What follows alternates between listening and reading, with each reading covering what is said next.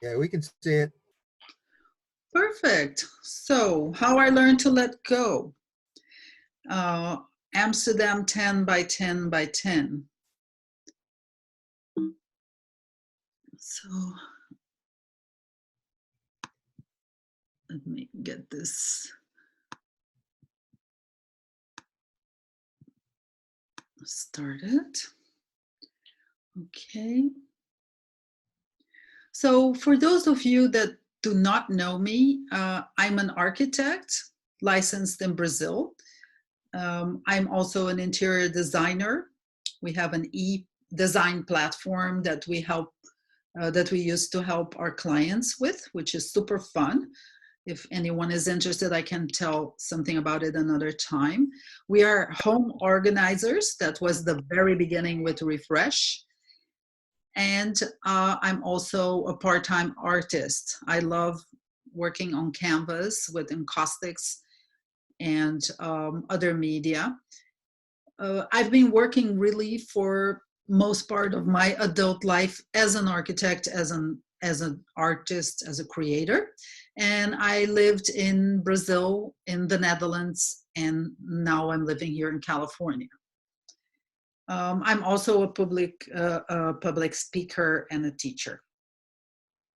So what are we going to talk today about? Why do we keep stuff? What type of keeper you are? What kind of things do you like to collect, in other words? And the joy of personal let go rituals. And these are very personal because I developed those for my own situation. So why do we keep stuff? Because we love it, because we need it and it has a function in our current life, because we think we need it, and that's already a category that we can have a talk about, because it no longer has a function in your life now. However, you have the impression that you need it. And the one that I'm going to focus a little more on today is it has emotional value. So that an emotional value can be family items that you have inherited. A lot of people were here with us a couple of weeks ago, and they mentioned, I'm a daughter and I inherited things from my mother and I don't know what to do with it. So that's one group. And then personal memories. And today I'm going to go a little deeper into my own story. So that's more related to personal memories of my life in Europe. So here I am. This is like 2 years ago. We went to Amsterdam and I had this 10 by 10 by 10 that was waiting for me for 7 years. Not going to go into why that was, but it was sitting there and it was absolutely full with all my stuff.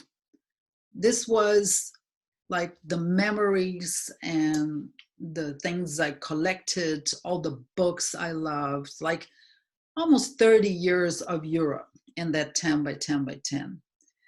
And I was very excited with the idea of going there and getting rid of this, because here I was working with clients in California and telling them, less is more and when to make decisions and all of that. And at a certain point I realized, but I'm telling people to get rid of stuff, but I have a 10 by 10 by 10. So I better grow up, get with it, hop on a plane and go to Europe and get rid of it, right? But of course, the moment this 10 by 10 by 10 opened, my heart was racing. I just absolutely didn't know what to expect. So it was very emotional, the whole process, because who was that woman that I left 7 years ago in that container? Did I want these things? Did I want to see these things? I couldn't take them all to California. No way. I mean, that was my past that I was looking at. So it was really an amazing awareness. The first thing was, okay, we bond with our stuff because we share memories with our stuff. And the stuff itself was witness to whatever happened in a certain time. Even when you inherit something from your parents, grandparents, these are memories, these are stories, um, these are things that you connect emotionally with. And what to do with those? You cannot keeping everything, especially because I believe in less is more. That's my thing. So what kind of keeper are you? We've discovered a couple of types of people. You have the minimalist, like myself. I try to be as close to the idea of not really buying things that I will not use and will not love and will just sit in my space.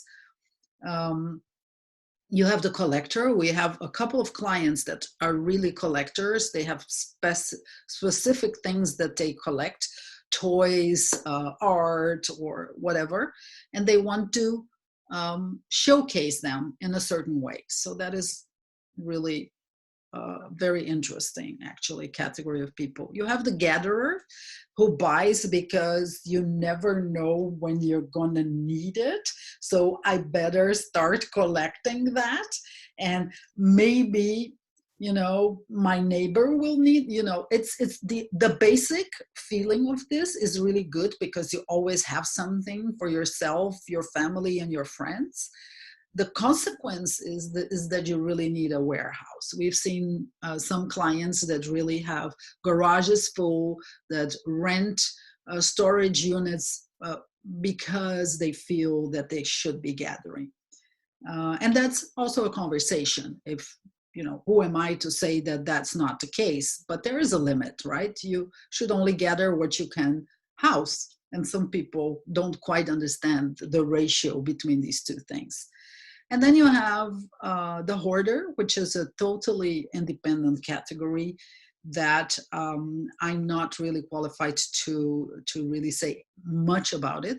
From what I've been observing, it has to do with pain a lot of times, a way of insulating yourself with stuff around you. We worked once for a hoarder that really wanted to get out of that situation, but it's something that I prefer to get another support system for the person before we come in. So I'm a minimalist, or at least I think of myself as a minimalist.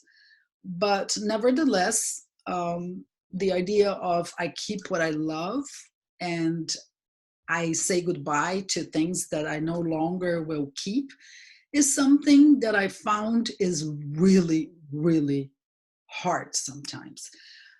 All of what you're going to see here are really my personal belongings. So the first drawings that were published in a book about young architects, books that I produced about study trips that I organized, all sorts of furniture pieces. And then the silliest things are the most difficult to let go.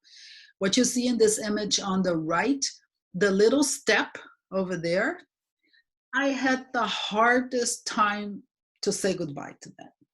And then you will say, how silly, buy another step. But this step I thought was so special and I really loved it. And it took effort to say goodbye to this, So, and in that 10 by 10 by 10, I discovered all sorts of things that were hard to say goodbye. And the more I faced that, the more I realized it has to do with what this step witnessed, all the moving around, the hanging up of art, all of these things. So I started developing my personal let go rituals.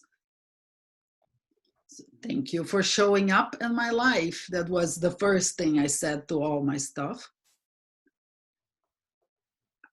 Trying to acknowledge what part of my life was shared with certain things. So, for instance, you'll see an image later on in my presentation of a set of plates that I had collected. And that was also very difficult to let go. So, and I started thinking, why was that? But, all those plates, all those parties, all those things that happened in my life, the people that I had, my friends, and all of that. What I did in certain instances with what I found in my 10 by 10 by 10 was to really find a new loving home for the things that were most dear to me. So I really went out of my way to figure out, okay, this could go to that person because they'll love it the same way I loved it. And then finally, I took pictures. I took pictures, and Gary helped me with that. Besides the tremendous support, you really need someone to help you through a process like this.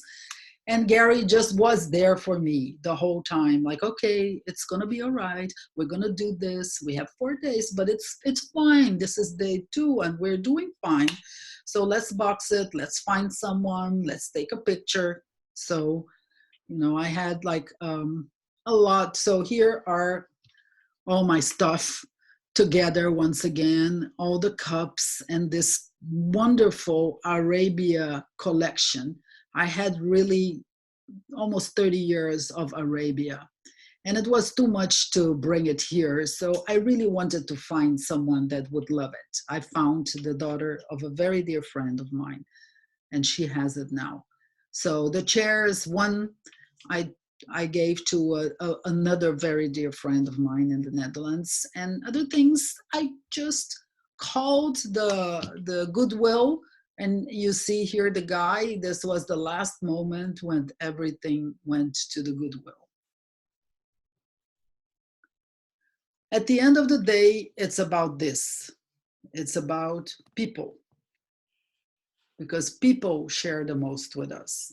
And sometimes stuff will be part of that equation, but these are my friends. And that's, of course, is Gary with me having fun in the process of saying goodbye. I'll open for questions. After I show you our refresh, tell your friends, join the conversation as today. We're going to launch a couple of new webinars in June and July. And I'm really having a ball with Refresh Coffee Time. I just love this space. I hope that it's of service to you. That's why we started it.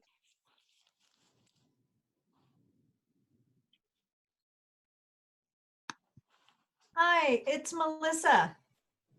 Can you hear me? Yes, perfect. Really great story, Juliette. Thank you